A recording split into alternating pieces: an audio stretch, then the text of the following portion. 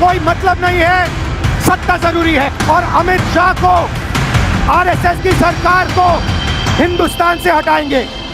किस संकट से आप गुजर रहे हो? असली मुद्दे की बात किसे कहता है, यही राहुल गांधी सोनिया गांधी से जरूर सुन के जाना मेरा भाई। मोहन भागवत ने एक बयान दिया। मेरा प्लान, भाषण का प्लान दूसरा था, मगर जब मैंने उनका बयान सुना तो मैंने अपना पूरा प्लान बदल दिया। भाषण का प्लान, गांधी जी कहते थे कि सत्य सबसे जरूरी चीज है। हमारे धर्म में सत्य को सबसे जरूरी माना जाता है। आपने सुना होगा सत्यम शिवम सुंदरम, सुना है? हमारे धर्म में कहा जाता है सत्यम शिवम सुंदरम। आपने सत्यमेव जयते भी सुना होगा, सुना है? अरे भाई कांग्रेस के कार्यकर्ता हो, सुना है? अब मोहन भागवत का बयान सुनिए। विश्व सत्य को नहीं, शक्ति को देखता है। जिसके पास शक्ति है उसे माना जाता है। यह मोहन भागवत की सोच है, यह विचारधारा आरएसएस की है। हमारी विचारधारा, हिंदुस्तान की विचारधारा, हिंदू धर्म की विचारधारा, दुनिया के हर धर्म की विचारधारा कहती है कि सत्य सबसे जरूरी है। और भगवत कहता है सत्य का कोई मतलब नहीं है, सत्ता जरूरी है। इस बात की लड़ाई हो रही है हिंदुस्तान में। भाई और बहनों, सत्य और असत्य के बीच में लड़ाई हो रही है। और मैं आपको इस स्टेज से गारंटी देके कहता हूं, आप देखना, हम सत्य को लेकर,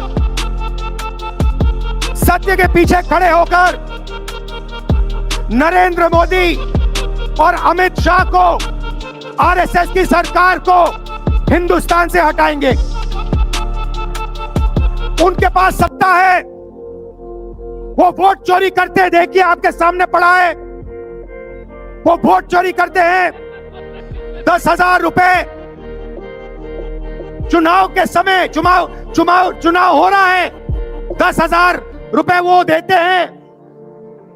उनके इलेक्शन कमिश्नर हैं जिनके नाम अभी प्रियंका जी ने लिए, मैं भी ले लेता हूं।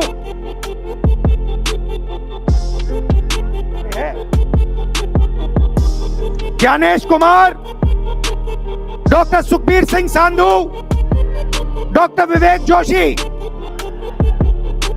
याद रखिए, याद रखिए, ज्ञानेश कुमार, सुखबीर सिंह सांधू, विवेक जोशी। ये जो सत्य और असत्य की लड़ाई हो रही है, इलेक्शन कमीशन बीजेपी के सरकार के साथ मिलकर काम कर रहा है। और इनको जितनी भी इम्यूनिटी देनी है दे दो। नरेंद्र मोदी जी ने इलेक्शन कमिश्नर के लिए कानून बदला, नया कानून लाए, कहा कि इलेक्शन कमिश्नर कुछ भी करे, उन पर एक्शन नहीं लिया जा सकता है, उन पर कार्रवाई नहीं ली जा सकती है। मैं इस स्टेज से आपको कह रहा हूं, कांग्रेस पार्टी आपको कह रही है, आप मत भूलिए, आप हिंदुस्तान के इलेक्शन कमिश्नर हो, आप नरेंद्र मोदी के इलेक्शन कमिश्नर नहीं हो। और हम आपको साफ कह रहे हैं, ये जो कानून बना है, आपकी रक्षा करने के लिए कानून बना है। इस कानून को हम बदलेंगे, रेट्रोएक्टिवली बदलेंगे और आपके खिलाफ एक्शन लेंगे।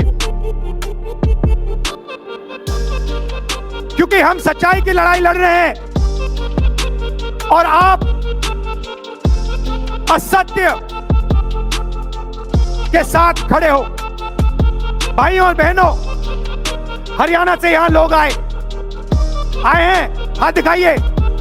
ये देखिए हरियाणा से आए हैं, इनके हाथों से चुनाव चोरी किया गया है।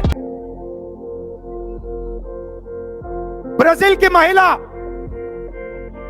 की महिला 22 बार हरियाणा की वोटिंग लिस्ट में दिखाई देती है। एक पोलिंग बूथ में एक महिला 200 बार आती है। बीजेपी के नेता यूपी से आकर हरियाणा में वोट करते हैं, उधर भी उनका वोट है, इधर भी उनका वोट है। लाखों डुप्लीकेट वोटर हैं। मैंने प्रेस कॉन्फ्रेंस किया और ये जो 3 शख्स हैं, ज्ञानेश कुमार, सुखबीर सिंह संधू, विवेक जोशी, इन्होंने कोई जवाब नहीं दिया। हमने एलिगेशन किया, हमने उनसे सवाल पूछा, आप हमें समझाइए ब्राजील की महिला कैसे वोटर लिस्ट पे, एक महिला 200 बार क्यों आती है, एक घर में 500, 600, 700 वोटर क्यों मिलते हैं, उत्तर प्रदेश से बीजेपी के नेता हरियाणा में वोट क्यों डालते हैं, कोई जवाब नहीं मिला। और पार्लियामेंट हाउस में कुछ दिन पहले कांपते हुए, ऐसे हाथ कांप रहे थे अमित शाह जी, उनकी सफाई देते हैं। आपने देखा होगा, देखा, मैंने उनको सीधा चैलेंज किया कि आइए पार्लियामेंट में, आपने मेरी प्रेस कॉन्फ्रेंस की बात की, आइए डिबेट करते हैं, देश को दिखाते हैं सच कौन बोल रहा है। ये आप भूलिए मत, ये देश सच का देश है, सत्य का देश है। आपके पास सत्ता आज है, आप पावर में है, इसका कोई मतलब नहीं है। देश की जनता सत्य को समझती है, सत्य के लिए लड़ती है। ये देश सत्य के लिए जान दिया है। आपने देखा अमित शाह को, हाथ देखा अमित शाह का, हाथ देखा कांपते हुए ऐसे, देखा क्यों हाथ क्यों कांप रहा था, मैं बताता हूं। क्योंकि ये बहादुर जब ही हैं जब इनके हाथ में सत्ता है। जैसे ही इनके साथ से सत्ता निकलेगी, आप देखना इनकी बहादुरी कहां जाएगी।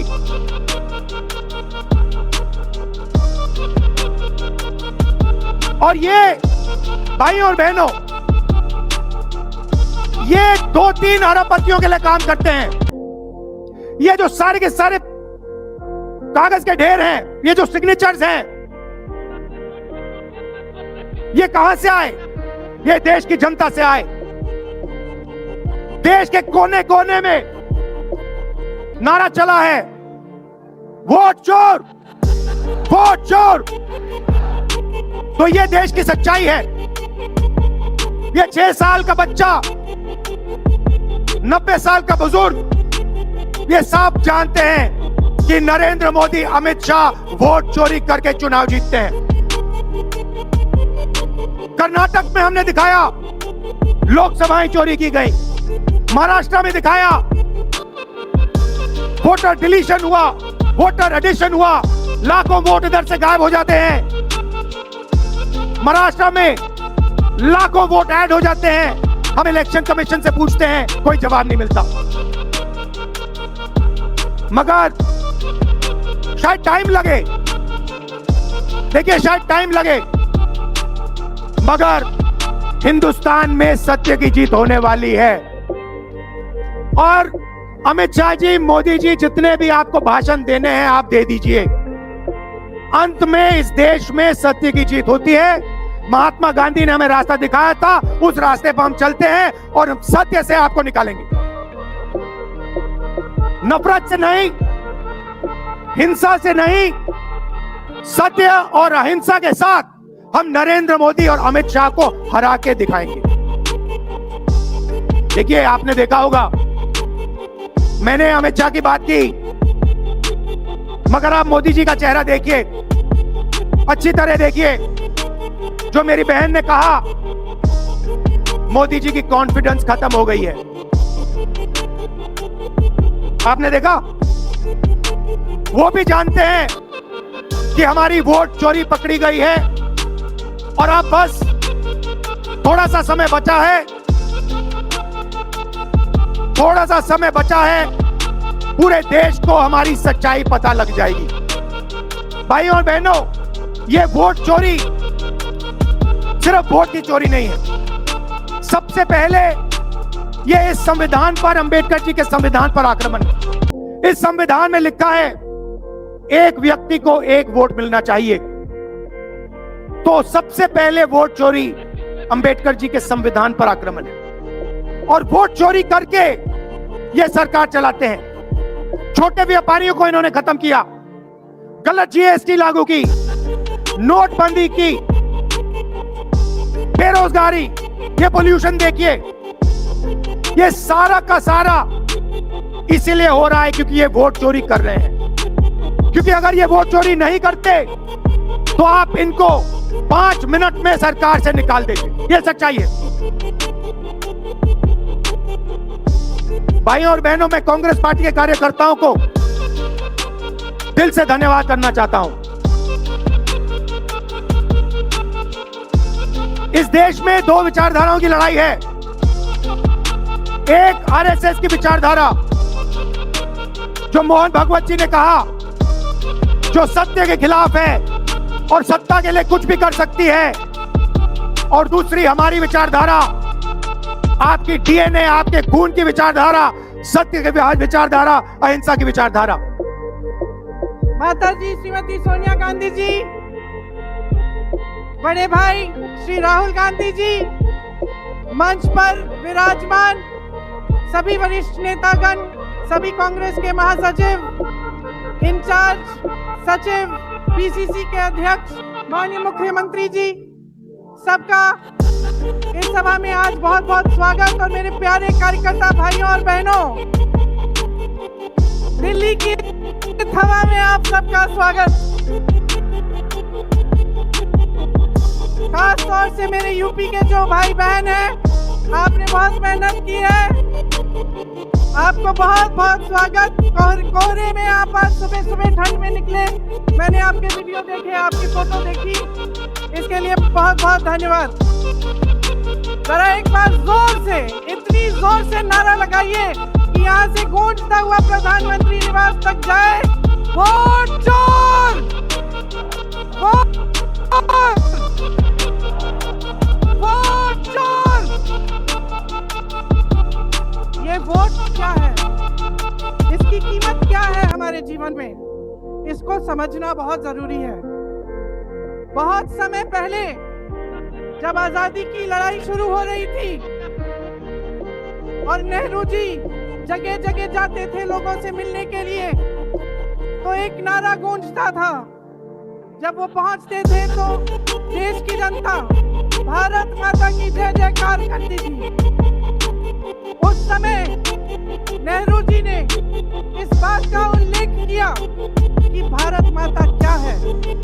उन्होंने कहा कि भारत की प्राकृतिक संपत्ति, भारत की नदियां, भारत के पहाड़, भारत के खेत तो भारत माता है ही, लेकिन भारत की जनता, भारत का एक एक बेटा, एक एक बेटी, जो इस धरती का पुत्र है, जो इस धरती की पुत्री है, वे सब भारत माता के अंश हैं।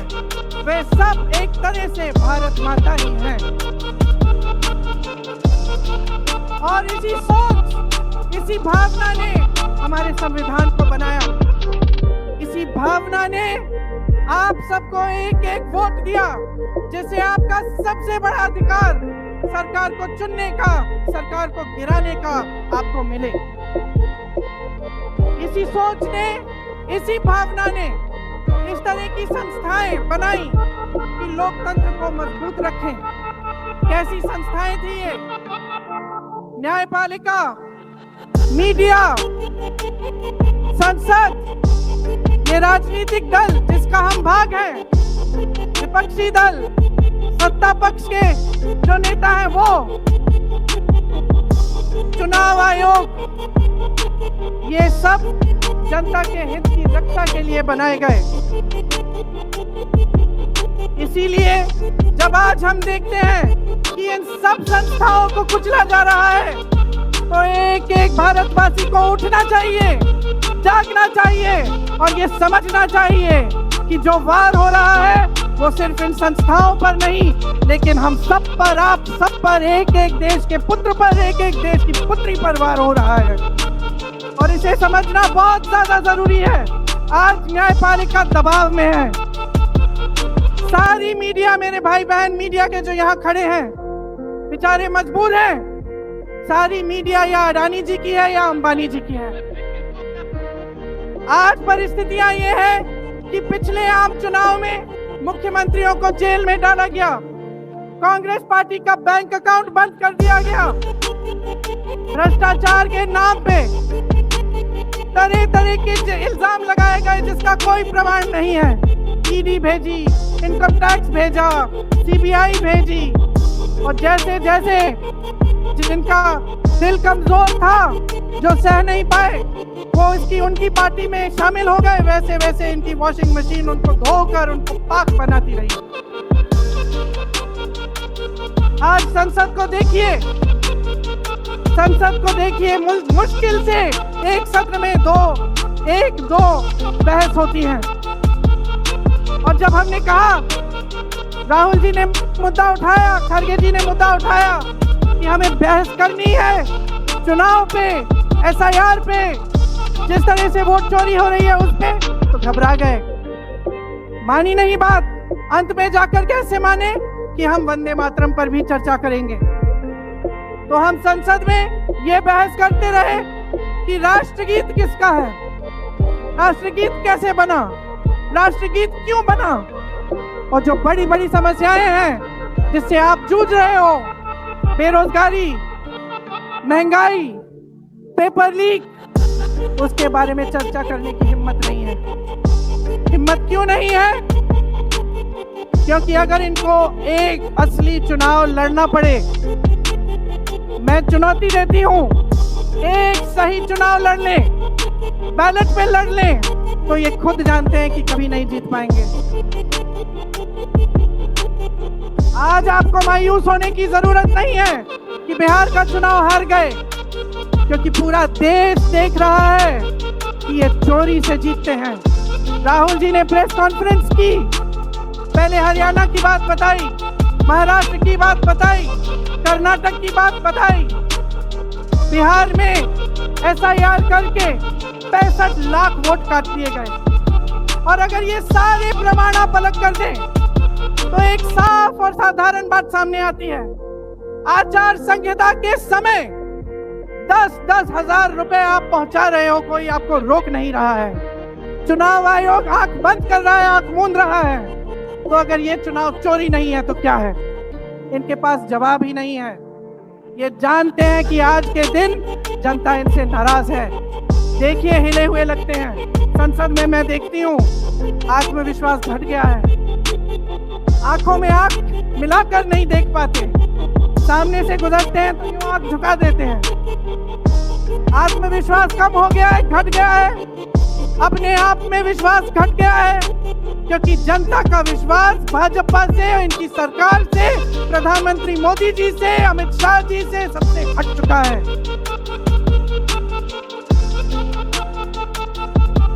आज इनको चुनाव आयोग की जरूरत है। चुनाव आयोग के बिना ये चुनाव नहीं जीत सकते। और याद रखिए, चुनाव आयोग के जो मुख्य 3 अधिकारी हैं उनके नाम आप याद रखिए, कभी मत भूलिए इनके नाम, क्योंकि ये आज हम हमारे लोकतंत्र पर वार कर रहे हैं। इतिहास में कभी ऐसा नहीं हुआ कि पूरा विपक्ष कह रहा है कि हमें विश्वास नहीं है चुनाव आयोग में, इन चुनाव में हमारा विश्वास नहीं है, ये चुनाव ठीक ढंग से नहीं किए जा रहे हैं। चुनाव की घोषणा से लेकर वोटर लिस्ट, आचार संहिता, प्रचार, मतदान, मतगणना, ईवीएम और नतीजे से तक हर कदम को, हर चीज को संदिग्ध बना दिया है इन्होंने। इनके साथ साथ सारी संस्थाएं इनके सामने झुक गई हैं, सरकार के सामने झुक गई हैं, इनको झुकाया गया है। राहुल गांधी जी ने बिहार चुनाव में लंबी यात्रा की एसआईआर के खिलाफ, क्योंकि एसआईआर में ये वोट काट कर चुनाव का नतीजा अपने पक्ष में करना चाह रहे थे। अब यूपी में शुरू हो गया है। 3 करोड़ नाम काटे गए हैं यूपी में। कितना योग्य है ये चुनाव आयोग भाजपा के लिए। ज्ञानेश कुमार, सुखबीर सिंह संधू और विवेक जोशी, मेरे साथ बोलिए। ज्ञानेश कुमार, सुखबीर सिंह संधू, विवेक जोशी। ये देश इन 3 नामों को नहीं भूलेगा। ये चाहे कितने भी बड़े बड़े ये कितने भी इंतजाम कर लें इन लोगों को बचाने के लिए, एक दिन इन्हें इस देश को जवाब देना पड़ेगा कि किस तरह से इन्होंने हमारे वोटों का अधिकार हमसे छीनने की कोशिश की, किस तरह से इन्होंने साजिश रची। हर मोर्चे पर ये सरकार विफल है, हर मोर्चे पर। आज डॉलर 90 रुपए का हो गया है। जब 60 रुपए का हुआ था तो कौन रो रहा था सड़कों पे? कौन रो रहा था सड़कों पे? नरेंद्र मोदी जी बार बार कहे जा रहे थे, आज क्यों नहीं बोल रहे हैं डॉलर पे? निर्यात लगातार घट रहा है, आयात महंगा हो रहा है, विदेश नीति फेल हो गई है इनकी। हाथ पकड़ के चलते हैं ट्रंप जी के साथ, बड़े बड़े राष्ट्रपतियों के साथ, लेकिन जब समय आता है तो देश के साथ कोई खड़ा नहीं होता। ये है इनकी विदेश नीति। और इनकी नीति कि देश की सारी संपत्ति अपने 2 चेलों को, अडानी जी और अंबानी जी को पकड़ा देते हैं। यहाँ देश का नौजवान महंगाई से जूझ रहा है, बेरोजगारी से जूझ रहा है, पेपर देता है, लीक हो जाता है, कोई उसकी सहायता नहीं है। नशे की तरफ जा रहा है, बैटिंग ऐप में पूरे दिन बिताता है। और बैटिंग ऐप चलाया कहां से जा रहा है? कहां से चलाया जा रहा है? सूत्रों के मुताबिक प्रधानमंत्री के ऑफिस में ही एक शख्स ने बैटिंग ऐप के साथ में घोटाले किए हैं। इसकी चर्चा होती है क्या सदन में? क्यों नहीं होती? आपकी बेरोजगारी की चर्चा होती है, महंगाई की चर्चा होती है, मेरी बहनें यहाँ खड़ी हैं, आपकी सुरक्षा की चर्चा होती है। ना सदन में होगी, ना बड़ी बड़ी रैलियों में करेंगे ये लोग, ना आपके पास आकर आपसे बात करेंगे, आपके हालचाल पूछेंगे, आपसे पूछेंगे कि किस संघर्ष से आप गुजर रहे हो, कैसे जी रहे हो। क्योंकि हिम्मत नहीं रही इनकी, हिम्मत नहीं रही। जो था, जो बना था, जो 75 सालों से सबने संघर्ष करके बनाया था, वो सब तमाम बिगाड़ रखा है। तो मैं यहाँ लंबी बात नहीं करना चाहती, आपसे सिर्फ ये कहना चाहती हूँ कि आपका ध्यान भटकाने के लिए रोज रोज ये कोई नया मुद्दा निकालते हैं। आप खुद देख रहे हैं, आप अपना ध्यान केंद्रित करिए। ये वोट का अधिकार आपका सबसे बड़ा अधिकार है। इन्होंने सब कुछ खत्म कर दिया है, लेकिन सच्चाई आप देख रहे हैं, सच्चाई आप आज समझने लगे हैं। और वो सच्चाई आपकी सच्चाई है, आप जीते हैं उसे। ये आपका अधिकार है जो आस्ते आस्ते आपसे लिया जा रहा है। हमारी एक लंबी लड़ाई है, भारत माता की आत्मा की रक्षा की लड़ाई है।